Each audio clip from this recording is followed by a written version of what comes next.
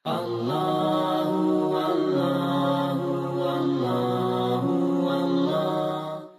nak terus kepada Brother Yusof kembali. Tapi sebelum itu saya mengajak semua yang sedang menonton, sila share dan tinggalkan soalan anda di ruang komen. Dan tak mau lupa, sesiapa yang ada kemampuan ataupun kelebihan bolehlah terus menyumbang kepada interaktif dakwah dan tarbiyah. Boleh lihat nombor akaun tertera di bawah gambar ataupun skrin Brother Yusof kita, insya-Allah.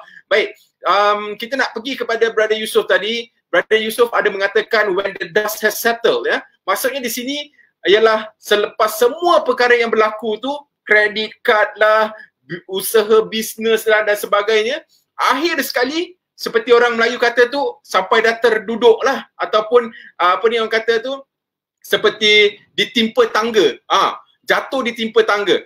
Jadi itulah turning point untuk Brother Yusof.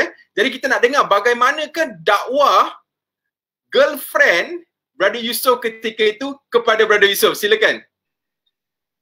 Okay, terima kasih. So, the dust has settled. I pun fikir balik, tak boleh jadi ni.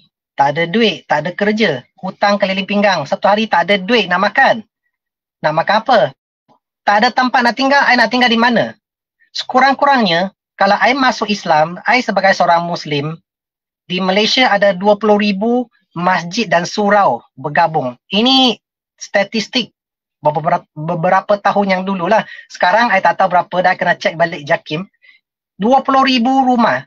Kalau saya masuk Islam, saya boleh tidur di masjid. Kalau saya tak masuk Islam, saya tidur di mana? Tepi jalan, di kaki lima.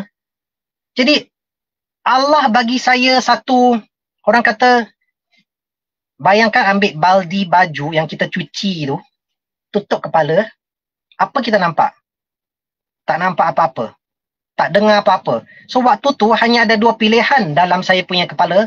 Masuk Islam, ada masjid boleh tidur. Tak masuk Islam, tidur di tepi jalan. Maka saya pun masuklah Islam. Semata-mata hanya nak dapatkan penginapan, nak dapatkan perlindungan satu hari nanti yang belum terjadi tau. Satu hari nanti macam beli insurans lah. Kalau accident tak ada insurans, sorry. Macam tu saya pun masuk Islam kerana satu hari nanti kalau betul-betul teruk, memerlukan, saya boleh tidur di masjid.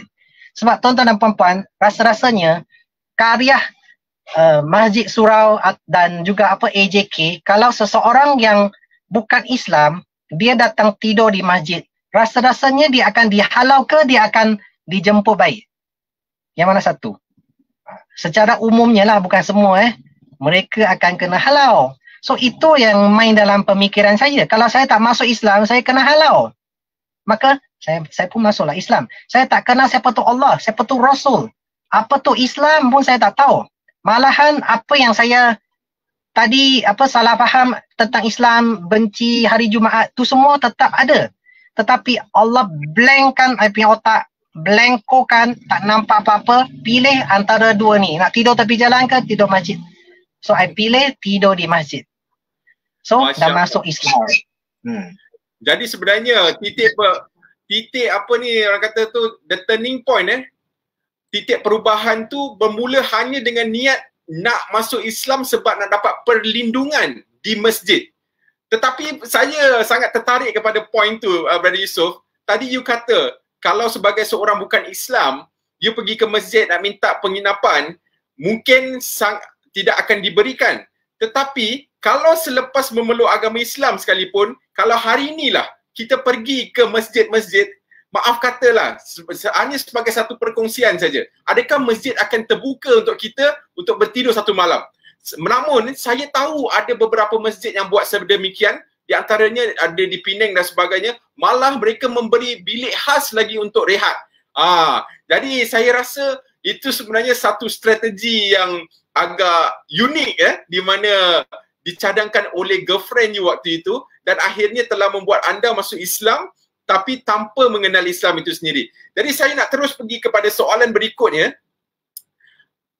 Daripada peringkat manakah Brother Yusof mula untuk lebih kenal dengan Islam dan juga lebih faham tentang agama Allah? Dan saya percaya dan yakin selepas Brother Yusof masuk Islam tu masih belum solat, masih belum tahu puasa, belum tahu apa-apa lain lah. Jadi apa yang membuat Brother Yusof mula minat untuk belajar tentang Islam? Silakan. Okey. Betul tu. Saya masuk Islam kosong, tak pergi ke kelas, tak pernah belajar cara solat, tak tahu apa tu puasa, kosong.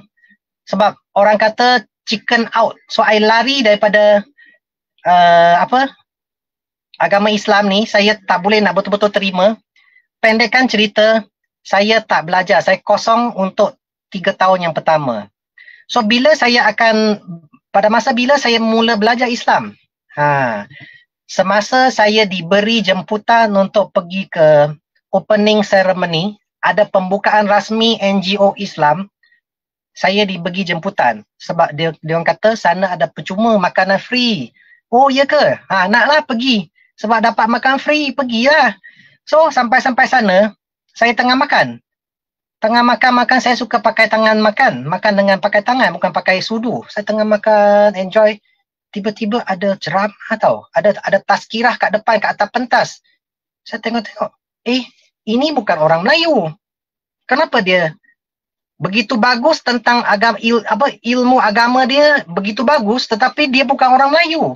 Kenapa dia? Orang Cina muka dia macam orang berkungfu. Kungfu punya style, tapi dia punya Islam. Saya tak tahu nak cakap. Memang saya hormat habis. So, sambil tengah telan tu, dia punya consciousness datang. Aku ni apa? Aku masuk Islam, hanya semata-mata nak tidur Islam ke? Dah lah belum betul-betul tidur Islam lagi pun. Dah 3 tahun. Sampai bila I nak jadi macam ni? Jadi, I pun ada satu lagi masalah adalah selalunya I kidal tangan kiri. Dalam kamera nampak kanan lah kan? Ini nampak kiri. Saya suka makan dengan tangan kiri. Selepas masuk Islam, I tetap guna tangan kiri untuk makan.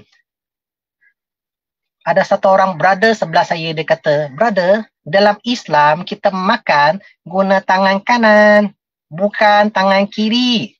Saya tanya dia kenapa? Dia kata, kalau you makan dengan tangan kiri, itu syaitan. La ilaha illallah, aku geram lah. Dah lah tak ada ilmu lagi kan. Dia tuduh I macam tu.